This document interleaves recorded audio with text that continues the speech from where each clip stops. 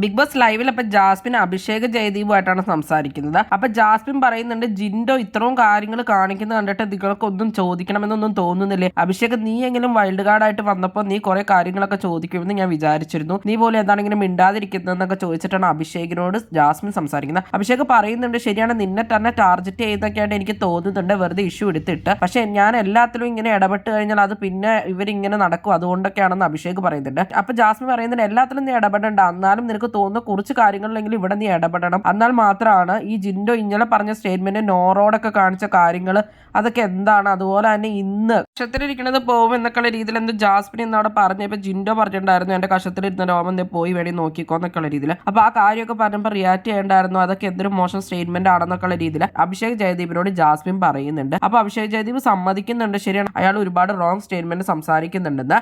അപ്പൊ ജാസ്മിൻ അത് കഴിഞ്ഞിട്ട് അഭിഷേക് ജയദീപിനോട് പറയുന്നുണ്ട്, ജിൻഡോനെ ശരിക്കും പറഞ്ഞു കഴിഞ്ഞാൽ ഒരു കോമാളിയാക്കി തീർക്കുകയാണ് സിബിൻ ഇവിടെ കാണിച്ചുകൊണ്ടിരിക്കുന്നത്. സിബിൻ എന്ത് ജിൻഡോ പറഞ്ഞാലും സിബിൻ അത് കഴിഞ്ഞിട്ട് ചിരിച്ച് അത് വളരെ നിസാരവൽക്കരിക്കുകയാണ്.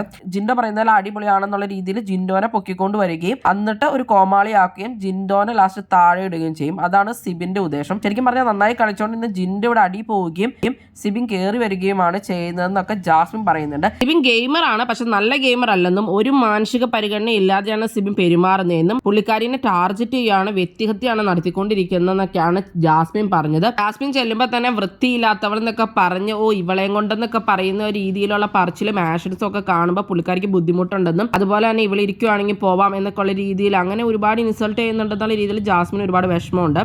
ആ രീതിയിൽ ജാസ്മിൻ അവിടെ അഭിഷേക് ജയദീപിനോട് സംസാരിക്കുന്നുണ്ട്. ഞാൻ ഈ വീട്ടിലെ ഏറ്റവും കൂടുതൽ വെറുക്കുന്നത് സിബിനെയാണെന്നൊക്കെ പറയുന്നുണ്ട് ജാസ്മിൻ. ഇതൊക്കെ കഴിഞ്ഞിട്ട് സിബിൻ ഇവരുടെ റൂമിലേക്ക് സംസാരിക്കാനായിട്ട് വരുന്നുണ്ട്. അപ്പോൾ സിബിനോട് അത് കഴിഞ്ഞിട്ട് അഭിഷേക് ചോദിക്കുന്നുണ്ട്, താൻ എന്തിനാണ് പേഴ്സണലി ജാസ്മിനെ ടാർഗറ്റ് ചെയ്യുന്നതെന്നൊക്കെ. ഞാൻ അങ്ങനെ ഇവിടെ ആരും പേഴ്സണലി ഒന്നും ടാർഗറ്റ് ചെയ്യുന്നില്ല. ഇവൾ ഒരു കാര്യം അക്സെപ്റ്റ് ചെയ്യില്ല, തെറ്റ് ചെയ്ത് കഴിഞ്ഞാൽ എന്തെങ്കിലും പറഞ്ഞാലും ഇവൾ സോറിയും പറയില്ല, ആ കാര്യം ഇവൾ ചെയ്തത് തെറ്റാണെന്ന് അക്സെപ്റ്റ് ചെയ്യില്ല.